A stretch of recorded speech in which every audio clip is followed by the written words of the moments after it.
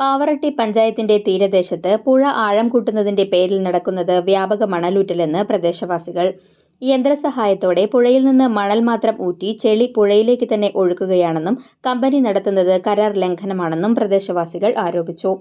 മണൽ ഊറ്റിയെടുക്കുന്നത് മൂലം തീരദേശം ഇടിഞ്ഞിരിക്കുകയാണ്. ഭാരം കയറ്റിയുള്ള ഗതാഗതം മൂലം സമീപത്തെ റോഡുകളും തകർന്ന നിലയിലാണ്. മണ്ണ് കയറ്റിക്കൊണ്ടുപോകുന്നതിനായി സ്വകാര്യ വ്യക്തികളുടെ ചതുപ്പ് നിലങ്ങൾ നികത്തിയിരിക്കുകയാണ്.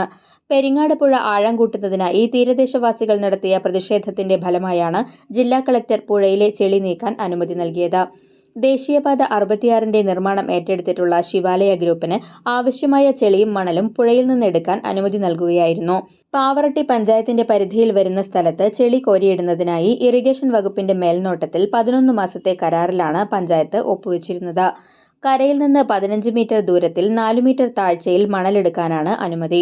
എന്നാൽ 4 മീറ്റർ താഴ്ച എന്ന കരാർ ലംഘിച്ച് ഒരു ഭാഗത്തുനിന്നും തന്നെ കൂടുതൽ താഴ്ചയിൽ മണ്ണെടുക്കുന്നത് വലിയ ദുരന്തത്തിന് വഴിയൊരുക്കുമെന്ന് നാട്ടുകാർ പറഞ്ഞു. പകൽ സമയങ്ങളിൽ പുഴയിൽ നിന്നെടുക്കുന്ന മണൽ രാത്രി കൂടുതൽ വാഹനങ്ങൾ ഉപയോഗിച്ച് കൊണ്ടുപോവുകയാണ് ചെയ്യുന്നത്. ഇങ്ങനെ കൊണ്ടുപോകുന്ന വാഹനങ്ങൾ അമിത വേഗത്തിൽ പോയി വൈദ്യുതി തൂണുകളും വീടുകളുടെ മതിലുകളും തകർക്കുന്ന സംഭവങ്ങളും ഉണ്ടായിട്ടുണ്ട്. കഴിഞ്ഞ ദിവസം ഒരു വാർത്ത നിങ്ങൾക്ക് നൽകിയിരുന്നു. ശിവാലയ കമ്പനി മണലെടുക്കുന്നതുമായി ബന്ധപ്പെട്ടാണ് നിങ്ങൾക്ക് വാർത്ത നൽകിയത്.